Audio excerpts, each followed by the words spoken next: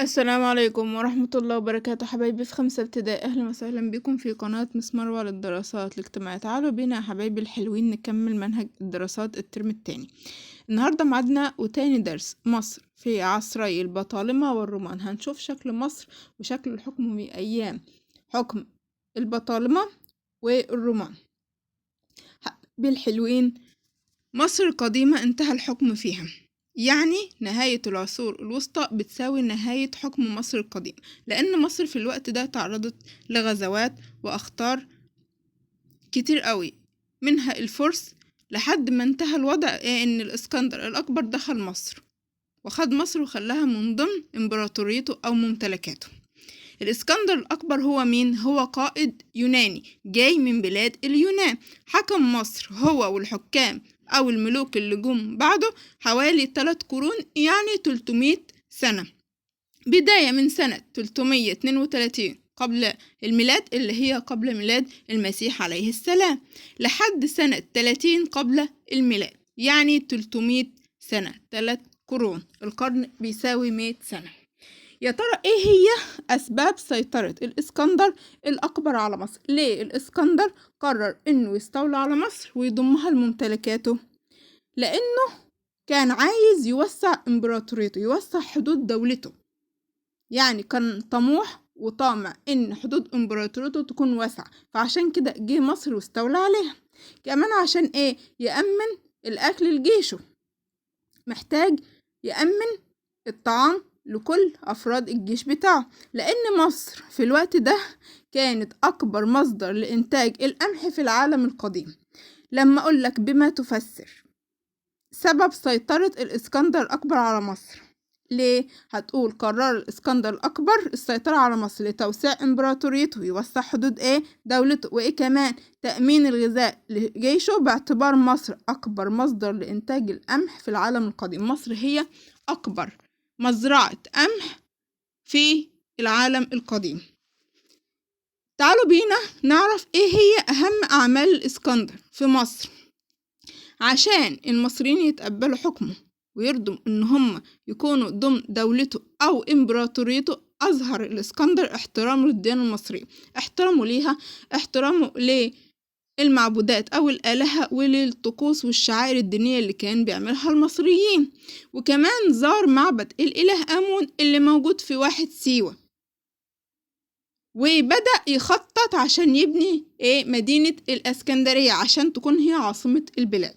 يعني الإسكندر ما اكتفاش بأنه سيطر على حكم مصر، لا، عمل حاجات عشان المصريين يتقبلوا وجوده وما يعملوش ضده ثورات ولا اضطرابات، بأنه بدأ يظهر احترامه للديانة المصرية اللي موجودة، وزار معبد إله آمون في واحد سيوة، وبدأ يخطط إنه يعمل عاصمة جديدة، فبنى أو بدأ يخطط لبناء مدينة الإسكندرية. مات الإسكندر سنة 323 قبل الميلاد، وبموته انتهى حكمه. جه بعده البطالمة هم مين؟ خلفاء الإسكندر الأكبر. لما أقولك اكتب ما تشير إليه العبارة التالية، العبارة اللي جاية بتوضح أو بتشير أو بتدل على حاجة. خلفاء الإسكندر الأكبر، هتقولي البطالمة نظام حكمهم كان قايم على النظام الملكي المطلق، اللي هو نظام حكم الملك الفرد. الملك البطلمي هو اللي كان بيحكم حكم شامل كامل في كل حاجة، هو اللي مسؤول عن إدارة كل شؤون الدولة من الناحية السياسية، هو الحاكم السياسي. كمان بيرتب وبيدبر وبيدير شؤون مصر في الناحية الاجتماعية وكمان الناحية الدينية. لما أقولك هنا كيف كان نظام حكم البطالمة في مصر؟ ازاي كان شكل الحكم؟ هتقول كان نظام الحكم في البطلمي في مصر نظام ملكي مطلق، لأن الملك البطلمي هو اللي مسؤول عن إدارة شؤون كل البلاد سياسيا واجتماعيا ودينيا. المصريين ما كانش لهم دور في حكم بلادهم، الملك البطلمي أو البطالمة ما سمحوش للمصريين إن هم يشاركوا في حكم بلدهم. تعالوا بينا نعرف من أشهر ملوك البطالمة في مصر. معانا بطليموس الأول، نقول بطليموس الأول، نقول تاني بطليموس الأول. بطليموس الأول خد الحكم بعد ما الإسكندر مات الإسكندر، مات جه بعده حكم البطالمة اللي هما بداية من بطليموس الأول. بطليموس الأول هو اللي أسس حكم دولة أو أسرة البطالمة في مصر، هو اللي عملها واستكمل بناء مدينة اسكندرية. لما مات الإسكندر اتوقف بناء المدينة مؤقتا، فمين اللي كمله؟ بطليموس الأول. يبقى عندي بطليموس تولى الحكم بعد وفاة الإسكندر الأكبر. أهم أعماله في مصر؟ إنه استكمل بناء مدينة الإسكندرية. معانا من أشهر الملوك البطالمة في مصر كمان الملكة كليوباترا السبعة. كليوباترا السبعة، ودي آخر ملوك البطالمة في مصر. مصر في عهدها بقت ولاية رومانية لما انتصر علينا الرومان في معركة أكتيوم البحرية سنة 30 قبل الميلاد. مصر بقت ولاية رومانية، يعني الرومان احتلوا مصر وسيطروا على حكمها. أما أقولك من هي الملكة كليوباترا السبعة؟ هي آخر ملوك البطالمة في مصر ومن أشهر الملوك البطالمة في مصر. مصر تحولت بعد هزيمتها في معركة أكتيوم البحرية لولاية رومانية سنة 30 قبل الميلاد في عهد الملكة كليوباترا السبعة. أهم أعمال البطالمة في مصر، الحقيقة إن البطالمة كان لهم أعمال كتير في مصر في مجالات مختلفة.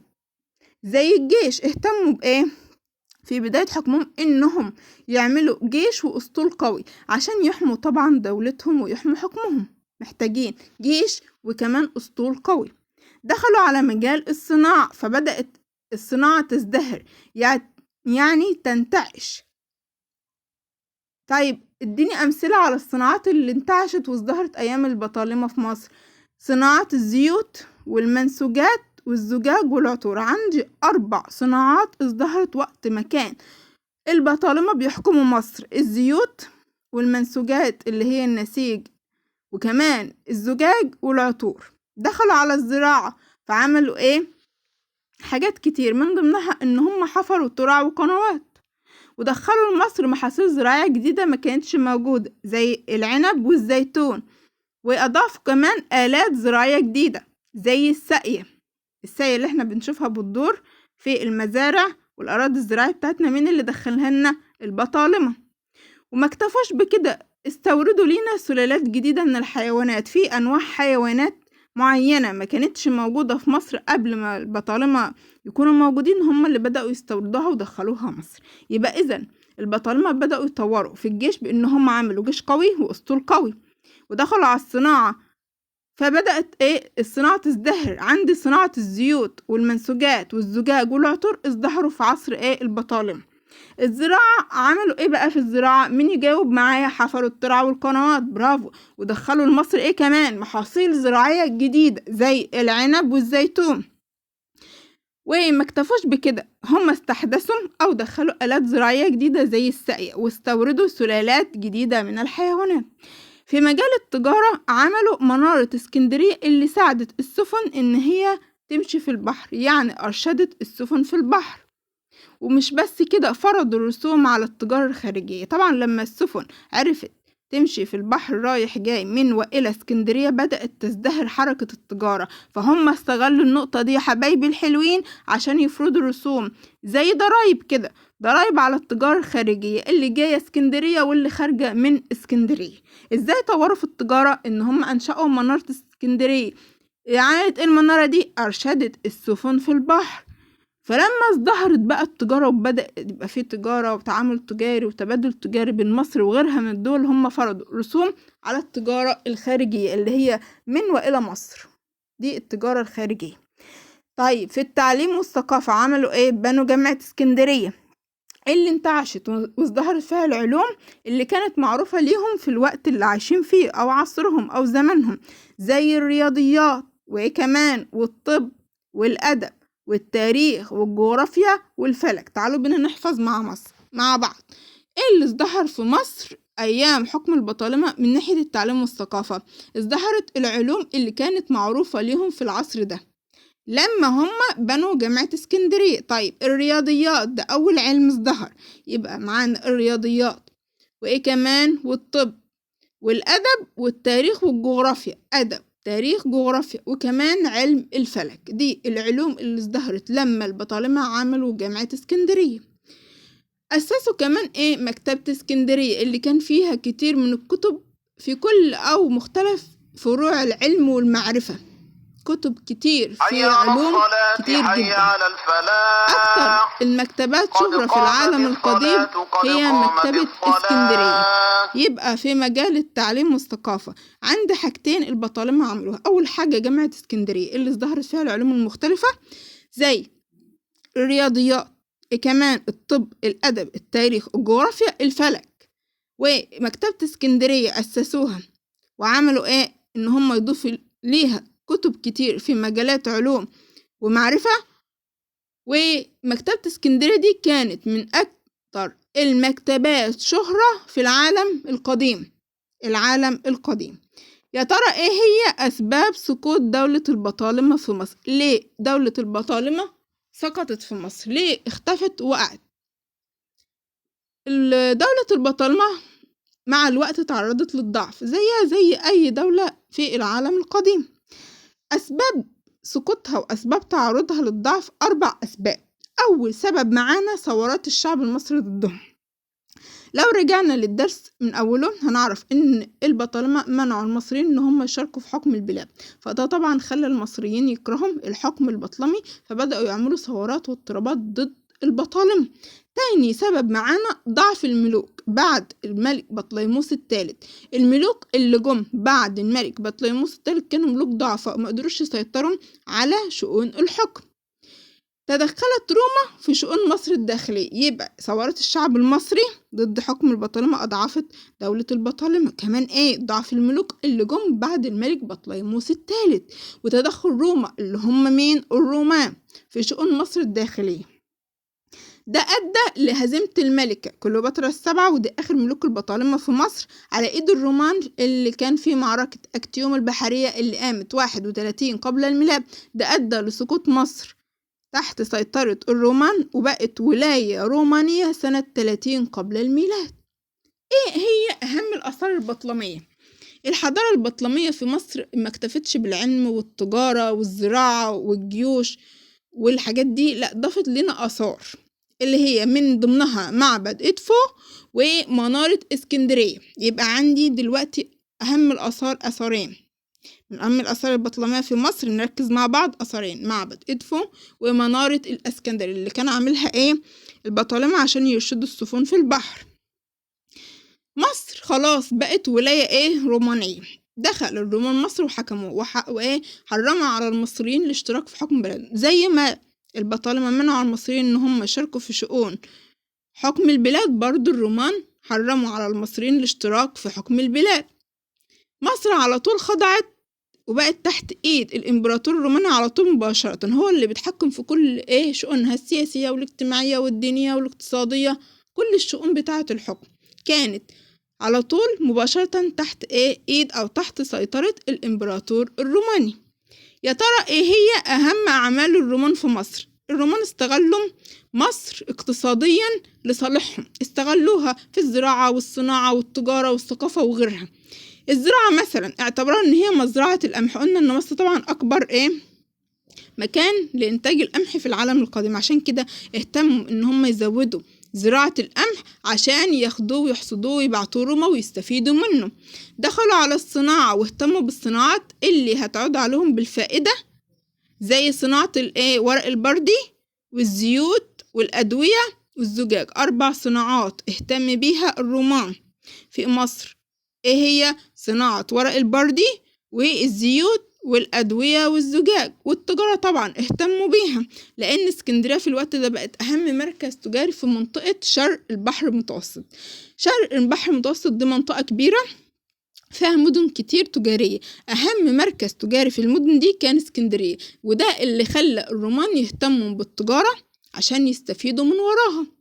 نيجي للثقافة.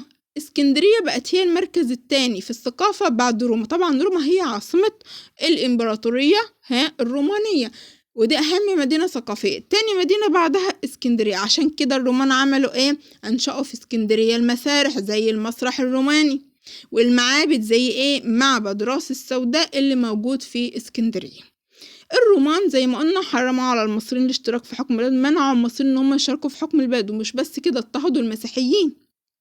فضل يزيد الاضطهاد الروماني ضد المصريين، خاصة بعد ما المصريين اعتنقوا المسيحية دخلت مصر على ايد القديس مرقس في نص القرن الأول الميلادي في نصه بالظبط دخل القديس مرقس مصر ونشر المسيحية بين المصريين. فعشان كده فضل الرومان يزودوا الاضطهاد لحد ما وصل لأقصى درجة، وبقى اضطهاد رهيب جدا في عهد الإمبراطور الروماني دقلديانوس اللي قتل كتير من المسيحيين وحرق كتبهم المقدسة ودمر كنائسهم. عشان كده سمي عصره بعصر الشهداء، نتيجة قتل الكثير من الشهداء. ومش بس كده، أحرق الكتب المقدسة ودمر الكنائس. يبقى أما أقولك بما تفسر سمي عهد الإمبراطور الروماني دقلديانوس بعصر الشهداء لأنه قتل الكثير من المسيحيين، تمام، وأحرق كتبهم المقدسة ودمر كنائسهم، وبسببه وصل الاضطهاد ضد المصريين المسيحيين لأقصى درجة. نشأة الرهبنة في مصر. الرهبنة نشأت فين يا حبايبي؟ في مصر. فين؟ في العصر الروماني. هي الرهبنة؟ هي بتقوم على العبادة، التعبد، إقامة الشعائر الدينية، التأمل في خلق الكون، والزهد والتقشف، ان انا ابقى زاهد ومتقشف في كل الخيرات، اخد الحاجات اللي على قدي، ما بقاش عندي طموح او طمع في المزيد. يعني يبقى الرهبنة نشأت في مصر في العصر او العهد الروماني، بتقوم على على 4 حاجات: العبادة والتأمل والزهد والتقشف. الرهبان كانوا موجودين في الأديرة المصرية اللي موجودة في الصحراء، ومن أقدم الأديرة دي دير الأنبا أنطونيوس اللي موجود في محافظة البحر الأحمر. يا ترى هي أسباب سقوط دولة الرومان؟ إن المصريين فضلوا يعانوا من ظلم الرومان في مصر، وبعد ما ظهرت المسيحية المصريين أقبلوا على اعتناقها. ليه؟ لأن تعاليمها سامحة وبتدعو للمحبة والأخاء. كل ده خلى الرومان يضطهدوا المصريين أكتر ويزودوا في اضطهادهم، لحد ما المصريين رحبوا بالفتح العربي الإسلامي اللي كان سنة 641 ميلاديا عشان يتخلصوا من حكم الرومان الظالم. لما أقولك بما تفسر أسباب سقوط دولة الرومان في مصر، هتقولي لأن المصريين عانوا من ظلم حكم الرومان. بعد ظهور المسيحية أقبل المصريون على اعتناق الدين الجديد لتعاليمه السمحة ودعوته للمحبة والأخاء، وده أدى لزيادة الاضطهاد الروماني للمصريين. لذلك رحب المصريون بالفتح العربي الإسلامي لمصر سنة 641 ميلاديا للتخلص من حكم الرومان. الرومان سابوا لنا آثار، ومن ضمن الآثار الرومانية في مصر المسرح الروماني ومعبد رأس السوداء وحصن بابليون. نحفظ مع بعض 3 أمثلة للآثار الرومانية في مصر. عندي المسرح الروماني ومعبد رأس السوداء بالإسكندرية وكمان حصن بابليون. حبايبي الحلوين، خلصنا درس النهاردة. ما تنسوناش في اللايك الجميل والاشتراك في القناة والشير عشان توصلكم باقي الدروس والفيديوهات. أشوفكم قريب في فيديو جديد. كانت معاكم مس مروة، والسلام عليكم ورحمة الله وبركاته.